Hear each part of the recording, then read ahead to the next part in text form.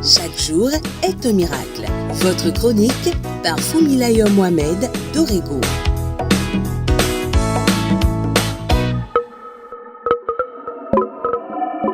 Bonjour. Cultive et garde la terre est la série sur laquelle nous apprenons cette semaine. Pourquoi devons-nous cultiver et garder la terre? Qu'est-ce que la terre pour avoir une telle importance aux yeux du Créateur? Parce que de toute évidence, la terre est sacrée et représente plus qu'un simple sol. Dans la chronique d'hier, en guise de rappel, nous avions découvert que la terre symbolise notre fondation dans ce monde, ce qui soutient notre existence dans le monde, sur quoi nous marchons, ce qui nous dirige, ce qui nous oriente. Ce qui est à la base de nos actions, de notre existence, constitue la terre. La terre, c'est aussi l'être, vous et moi, car nous sommes tirés de la terre. Et pour finir, la terre, c'est notre environnement, notre entourage, tant physique que relationnel. Ce qui nous entoure est terre, et ceux que nous fréquentons aussi, depuis la famille dans laquelle nous avons vu le jour, jusqu'à la famille qu'on fondera nous-mêmes, est terre. Nous avions, ensemble, compris que cultiver et garder la terre, c'est se cultiver et se garder soi-même. C'est cultiver et garder son entourage, lequel peut être son pays, sa localité, son continent et le monde. Cultiver et garder la terre, c'est cultiver et garder les fondements solides qui nous permettront de mieux vivre. Mais que pouvons-nous comprendre par cultiver et garder la terre? Focalisons-nous aujourd'hui, d'abord, sur le mot « cultiver ». Cultiver est défini comme travailler une terre pour la rendre plus fertile et pour améliorer ses productions.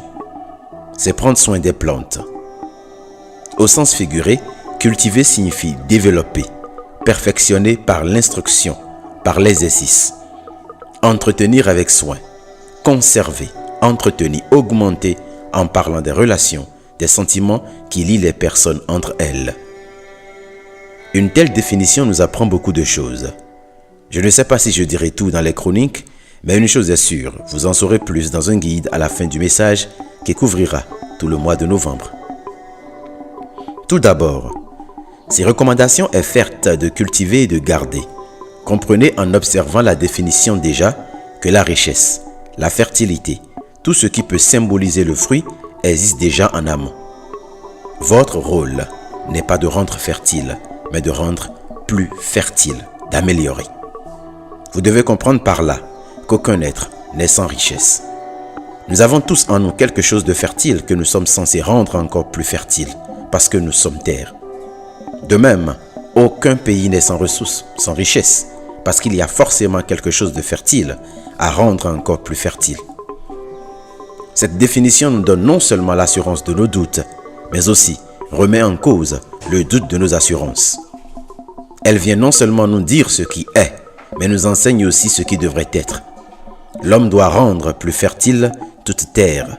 C'est votre responsabilité, c'est notre responsabilité. Rendez-vous plus fertile ceux qui vous entourent, ceux que vous rencontrez, ceux qui viennent dans votre service. Le poste que vous occupez actuellement, si on devrait vous en suspendre, auriez-vous le sentiment d'avoir apporté un plus à ce poste? Avez-vous le sentiment, chers politiciens, que vous apportez un plus à votre pays? L'état dans lequel étaient les choses avant votre venue a-t-il évolué? Depuis que vous avez pris service à ce poste, dans cette entreprise, qu'avez-vous apporté? Les choses vont-elles changer? En tant qu'artiste, artisan, serviteur, parent ou apprenant, avez-vous le sentiment que votre vie d'aujourd'hui est meilleure à celle d'hier? Posez-vous les bonnes questions tout en gardant à l'esprit que votre responsabilité, notre responsabilité est de rendre les choses meilleures, c'est de les améliorer. Tout ce que nous sommes venus voir sur terre, nous devons faire en sorte de les rendre plus fertiles, plus productifs. Sinon, nous ne serons jamais heureux et épanouis sur la terre.